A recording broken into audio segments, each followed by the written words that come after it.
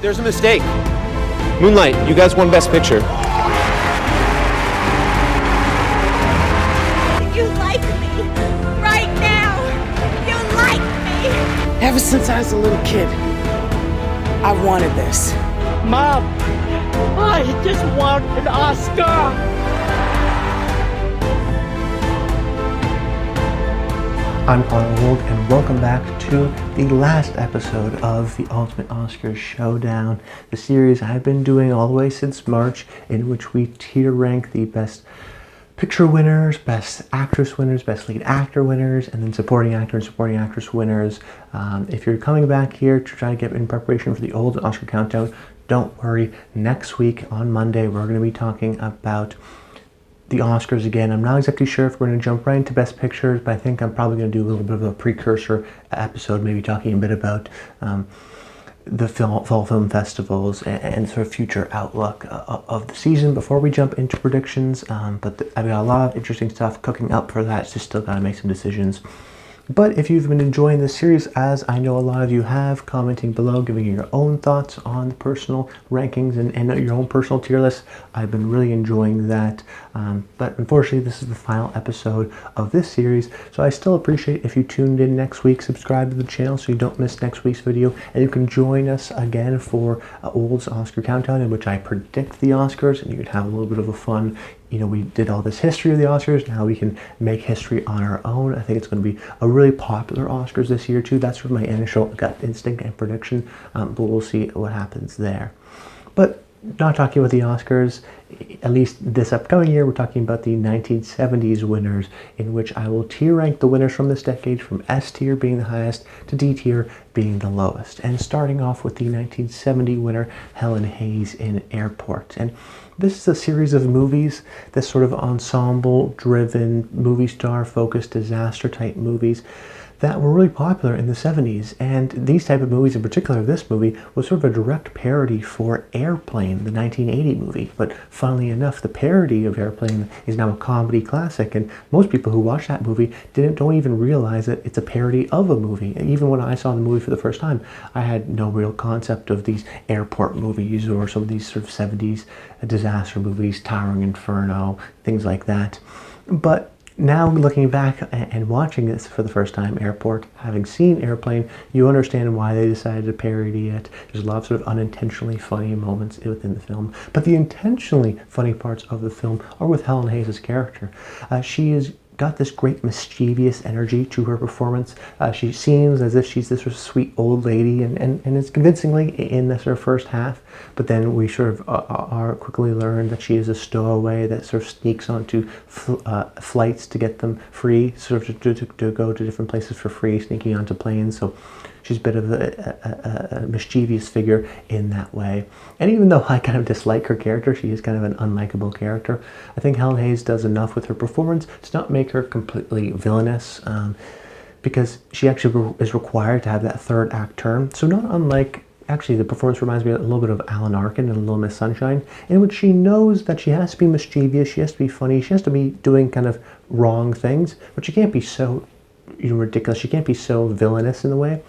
She has to be sort of more playful and fun with it, but she knows that her character has to make that sort of third act turn where she actually has to help the airline with the situation rather than, hurt them. So a great performance because she knows the audience's expectations and is allowed to play with them in a real charming way. So for me, it'll go into the B tier.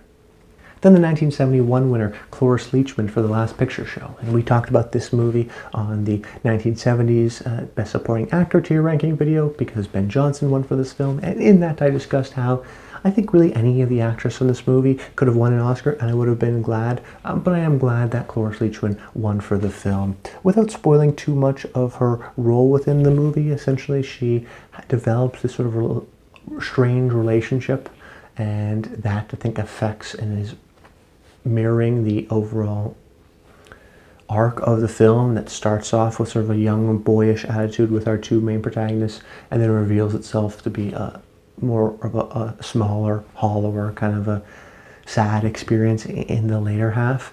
I think Leachman's able to sort of navigate that complex relationship that is still, I would regard as transgressive today. I imagine very transgressive, and bold in the 70s, even that, because it's still today, it probably was definitely in the 70s. And we see her hopeful and young in certain parts of the film, sort of re-energized, which makes her sort of heartbreak in the second half of the movie really difficult to bear. And she's able to sort of make this ability where she can, on one hand, feel and be angry and be sad, and has these great, almost sunken eyes. But what's even more sad about the situation is her ability to, sort of on a dime, in the same conversation, immediately recognize that this is not necessarily anyone's fault. That she's mad at a certain person, but she can't really be mad at them. That there's almost sort of this resignation of hopelessness that she has for her character, which I think just adds to the overall sort of melancholy of the film. And her sort of, I think, emotional intelligence as an actress to incorporate this within the character, to be simultaneously angry, but unable to directly focus that anger exactly, which leads to a sense of desperation, which leads to a sense of hopelessness, really. You just see it on her eyes. She's great at just that sort of sunken eye, dead-eyed look, while also being excellent, I think, in the earlier parts of the film, being someone with life and with hope. So to see that being crushed through Leachman's performance, I think, really adds to the emotional weight of the movie. And when you think about the movie, there's great writing, there's great themes and whatnot, but ultimately this is a performance-driven movie. And the emotions that you feel, which I really felt within this movie and I was really strongly moved by, are channeled through the characters. And I think Leachman's character being probably the most vocal version of it, because she is in the beginning of the movie and she lasts to the end, even though she is in very much a supporting role. She's such a key figure within the movie. So a performance that I'm glad ultimately won the Oscar, and one I like quite a bit. So it will go into the S tier for me. Then the 1972 winner, Eileen Hecker, for Butterflies Are Free, which is a movie I had never even heard of, and it was a first-time watch for me.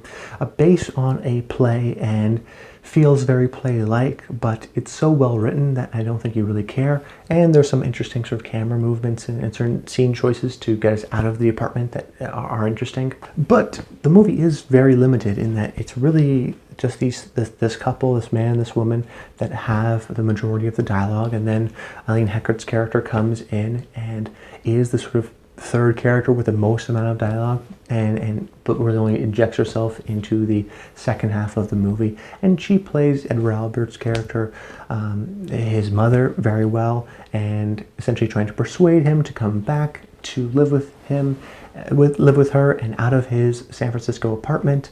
And so in the way, she is the roadblock to the movie, the sort of dramatic tension, the sort of antagonist of the story, at least in the first part of her character, because she's protesting our lead main character's choices. And Heck does this really sort of, I think, unique approach to this, where she starts off as the very overbearing mother, which she is excellent at and sort of understands quite well. But ultimately, the way her character evolves, she has to be a little bit more understanding, and we understand why she is the way she is. I think for certain overbearing mother characters, we just have to expect that, oh, she's the mom, she cares about him. That's by default because you call her a mom. But you don't really understand why the person cares for their son. It's just that, well, they're their mother, so they have to care. But Heckert's really able to communicate to us exactly why she cares for her son. In this movie, Albert is, his character is a blind man, and Heckert is able to give us sort of a motherly performance that is attuned to having a child with no sight, in that she's able to say sort of the right things, say the things that make her overbearing and want her to do the good things. But because he can't see, she's almost hasn't developed the ability to control her facial reactions. So Heckert, as an actress, goes, okay, that's an interesting sort of a twist on the character. Let me evolve that. So she'll be saying one thing, but Heckert, as a performer, will give us a facial reaction which shows more concern, which shows more worry. So she may say, hey, I want you to come back to my San Francisco apartment, which he listens to and reads in line delivery as overbearing. But then Heckert, as an actress, will give us a performance to tell us, the audience, that, well, actually she does care for him and she wants the best for him, and she's really just worried for his well-being, and that there's still this undercurrent of care and concern for him because of the sort of outpouring of love. So when she does ultimately make that transition in the third part of her, in the third act and the latter part of her character, we've seen it. We've sort of been alluded to it through those reaction shots, so that she doesn't go from overbearing mother to immediately, you know what, you're allowed to stay. She goes from sort of a more of a subtle performance, more of a transformation in a way for her character through Heckert's ability to say one thing and deliver one thing as an overbearing mother in terms of the line deliveries, but then still communicate to the audience through her facial reactions that she has a little bit more, concern and even confliction as to whether or not she's doing the right thing or not, and whether or not this is the best thing for her son, or if it's the thing that she wants. We have that sort of understanding and explanation and sort of doubt and contemplation through her facial reactions and reaction shots. It's quite impressive from Heckert's ability. So if you haven't seen the movie, I quite enjoyed it quite a bit. Very play-like, but still very well written, and Heckert gives a very solid performance. So for me, it will go into the B tier. Then the 1973 winner, Tatum O'Neal for Paper Moon, the youngest actor to ever win an Oscar at age 10, only a year younger than Anna Paquin when she won for The Piano at age 11. And it's a different performance than Paquin. I think Paquin is great because she's almost playing an adult-like performance where she's really asked to do a lot in that film.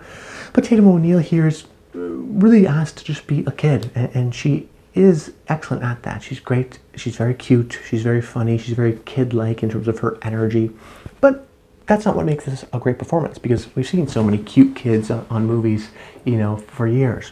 What makes it actually an interesting and great performance is because she is able to give this girl a real personality, a real charm. When she has this sort of back and forth with her father, which in the movie isn't her father, but in real life it is, she has this great back and forth in a lot of these sort of driving scenes, these car scenes.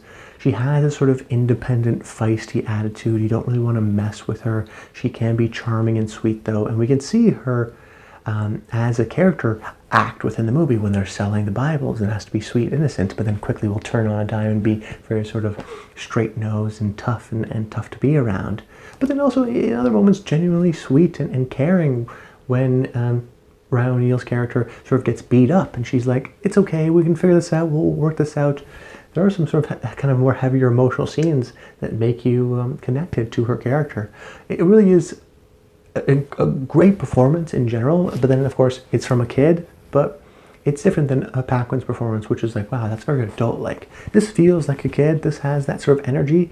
It's just a kid who's wise beyond her years and is adept at bringing a personality to her character. So even though she's in 100 minutes of the 103-minute movie, she's not really a supporting actress. She's the co-lead. She was campaigned here, but she really is terrific. Regardless of whether or not it's a kid performance or not, she's just really good in the movie. So for me, it'll go into the A tier. Then the 1974 winner Ingrid Bergman for Murder on the Orient Express, a legendary actress who's given us numerous great roles. This one I don't really think is one of them, unfortunately, though. We've seen these kinds of Poirot-esque movies even today with Knives Out and the remakes of Murder on the Orient Express and Death on the Nile with the Branagh Poirot stuff. And what's interesting about this movie, and similarly with those movies, is how it's really an ensemble movie. So even in this movie, Bergman doesn't get a whole lot to work with. Sort of each main big star, it's about 5 or 10 minutes to get their little moment out.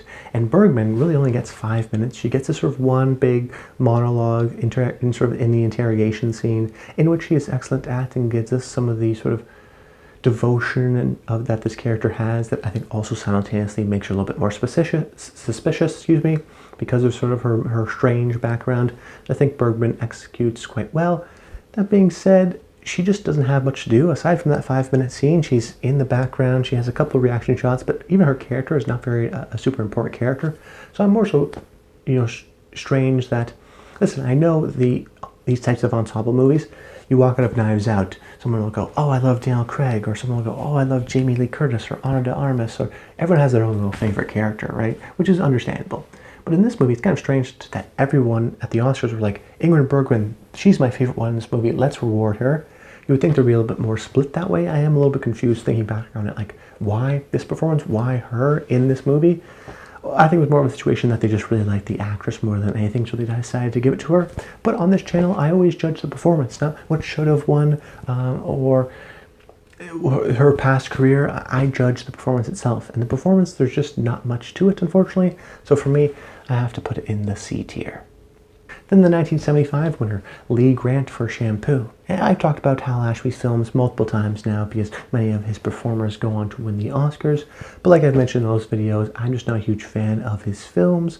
And I think that ultimately hurts my appreciation of Lee Grant here in Shampoo. Granted, I will give Grant the credit of being someone who's able to totally commit to her character. I don't think there's sort of any sort of flaws with her performance in terms of a lack of commitment. That being said, the way she's written is just to be this sort of overly sexualized person who's falling all over Warren Beatty's character that is so very broad. And I think that broad element and characterization of her character is done to be funny.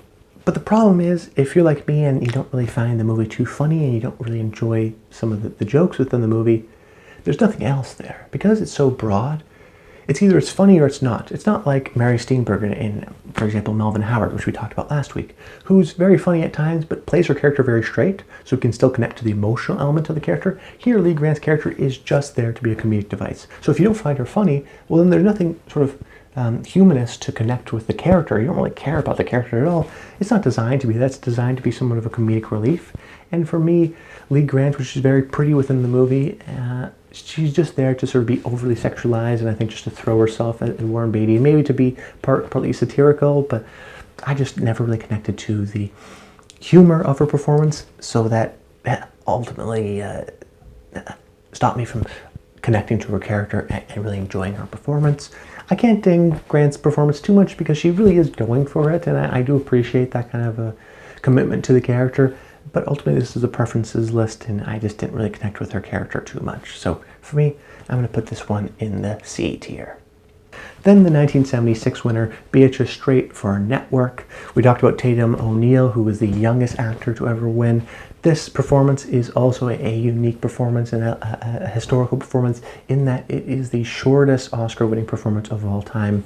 Beatrice Straight is really in one scene, 5 minutes long, and she absolutely nails it. So you may think, Connor, you shouldn't like this performance because you didn't like Jason Robards and Julia or Judi Dench in Shakespeare in Love, who are barely in the movie. But they're barely in the movie and they don't have much to do. Beatrice Straight is barely in the movie, but she has a big scene and has a lot to do. She showcases more emotions in this scene than other actors do in the entirety of their films or in their film careers. I mean, Straight is so great here. Being told the news that her long married husband has fallen in love with a new woman, and she becomes initially very angry, and then that turns to sadness, that turns to sort of acceptance, which then the more she thinks about it turns, I think, more into anger, and then almost sort of absurd humor as she realizes that she can really kind of screw him over, and the friends will be on her side, and she'll probably be able to get a lot of money, and she showcases sort of this wide range of emotions and that she experiences at this time, and is excellent at all of them. She's excellent at the very sort of sad, heartbroken stuff, but then the very sort of distraught, super angry, intense moments. Straight's able to do that as well. And then even there's self-recollection at the end when she sort of realizes the absurdity of the situation and the stunnedness that she has on her face. She's able to showcase all those emotions just in this one scene. So yes, it's one scene, so we can't give her so much credit in that it's super, memorable, but she's got this great piece of dialogue, this great piece from Patty Chayefsky, the screenwriter of Network, and this great sort of monologue, which she executes very well, and executes it so well that she does become a memorable part of the movie. So for me, just for the one scene performance alone, that will put her into the B tier. Then the 1977 winner, Vanessa Redgrave for Julia. And this is a sort of a type of performance, a type of role that we see often where we're always told about the titular character. So it'll be like in certain movies we'll hear somebody's name. Oh, don't talk about them, or oh, you don't want to meet them. And it sort of brings up this hype until we finally get the character. This is a trope. You keep on talking about a name, you have characters talk about a name. We don't know who that person is, but we keep on anticipating, who is this person? The legend around them sort of builds until we finally meet that person, and either the actor sort of lives up to that moment or they don't. But thankfully, Redgrave here lives up to that moment. She's in some flashbacks of the scenes, but a lot of the flashbacks are her as a younger girl. So really the first modern day time we see her, it's in this one scene performance, because so much of the movie is told through notes and letters and mystery, because she's anti-Nazi and she's kind of trying to start a revolution against that, so she has to be secretive within Europe where she's staying. And in this kind of a one scene type performance, Redgrave I think is absolutely phenomenal, because she's able to balance so many elements. On one hand, it's this relationship that we believe in between her and Fonda's character, this real sort of trust and friendship that has been built over the years. They haven't seen each other for a long time, so they want to have this connection, and Redgrave has that. Her eyes sparkle, she looks like she's seeing an old friend for the first time. They have that immediate sort of a chemistry, so she's great on that, the sort of caring, attentive side, but she's also there to do a job and to smuggle funds. Fonda's character is. So Redgrave's character has to be mindful of the limited time that they have together, and to still be able to do the task and be aware of her surroundings and be incredibly intelligent. So she showcases her competence and her intelligence on one hand to do the task that she's there to do, but then also have that real intense connection that she has with Fonda's character. So it's this hype that's being built up, Julia, Julia, Julia, until we finally get this scene, and Redgrave I think knocks it out of the park. And not only does she establish the warmth and the connection that she has that creates a believability of this friendship, while also having the competence, but I also think because she's not in the movie that much, she's able to create an air of mystery. She still has that sort of aloofness to her performance that still keeps us wondering what happened to Julia after this, as a sort of mythical figure within the story and within Fonda's character's mind. So a really kind of a graceful type of a performance in her ability to juggle so many of these things at once. So it's a huge sort of a hype performance, but then when we get that scene, it's the most impactful scene of the movie. And I think Redgrave is just, tremendous really within the film. So for me, it'll go into the A tier. Then the 1978 winner, Maggie Smith for California Suite, which is another Neil Simon movie. We've talked about in the past how Neil Simon had a chokehold on sort of the mid-budget adult drama during the 70s, winning his actors Oscars for George Burns in The Sunshine Boys in 75, Richard Dreyfuss for The Goodbye Girl in 77, and here Maggie Smith in California Suite in 78. And this is essentially an anthology story of a bunch of stories set in California, and Maggie Smith's anthology story is told about an actress who's a British actress who's come to Hollywood and is about to go to the Oscars. She's been nominated, so she's an Oscar-nominated actress within the storyline of the movie. So I think the Oscars appreciated that sort of meta element and want to reward her in real life for that. And the performance is kind of limited because we really only get through the 2 scenes with her. Extended scenes, yes, but still Smith is able to, I think, capture the neurosis of an actor very well, of what do I say, what do I wear, is this the right thing, I'm not going to win, to being convinced that she is going to win and trying to sort of lower the expectations. She seems very smart, very intelligent, sort of a sophisticated English actress, which I'm sure Maggie Smith can understand and tap into, but also works well with Simon's dialogue and sort of the quick, rapid pace of it. She fits well within that and makes her seem intelligent. And then the sort of second scene that she has, and where she sort of unravels, she's also sort of able to showcase more of her sort of theatrical, over-the-top abilities. So I think this was a little bit of a cheeky win because of with the character she's playing, but Smith still does an excellent job, and her performance, I think, leads to this being probably my favorite story within the overall kind of anthology of stories being told within the movie. So for me, I'm going to put this one in the B tier.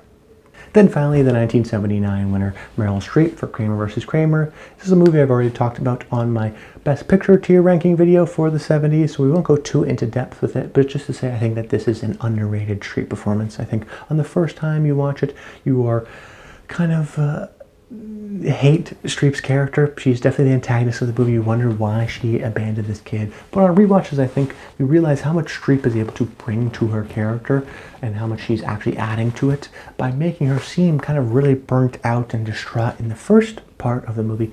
And then when she actually eventually returns, does seem like a different person. And that's through her performance, through her aura. And it's not directly said, but you feel that, and you almost feel some of the guilt too, that she still is a complicated person, that she feels bad somewhat for what she did, but ultimately kind of selfish in that she needed to do this to become a different person. And I think through Streep's performance, you're able to understand and able to clearly visually see, and through her, the way she carries herself and says things, that she has gone through a transformation, that she had to do that to help sort of find herself, to get to this moment, that she sort of rushed into things maybe a little bit too quickly, and then that's not the way things wanted to go, but that's the way things had to be. And we're able to understand, I think, and emotionally connect and empathize with that situation, ultimately because of the performance that Treep gives to show that there actually was a transformation, that these are two different people, by giving them just different sort of slightly energies, of course being the same person, but clearly, at least to me, feels like a different person, while also still feeling guilty of what she did in some of those courtroom scenes. That she feels still aware and honest of what she did, and she's not necessarily blaming that away, but she's just trying to be honest to herself where she's right now. Not outwardly as transformative or as bold as some of the other street performances that she's won Oscars for, but still, I think, very excellent in a very good movie. So for me, I'm going to put this one in the A tier. But that's about it, guys. I hope you enjoyed the video. Make sure you comment below. Let me know your thoughts on what you think are the tier rankings, your own personal tier rankings. Let me know in the comments down below for this decade. Subscribe to the channel so you don't miss next week's video, the old Oscar countdown. But that's about it. I hope you guys enjoyed the video, and until next time, stay tuned.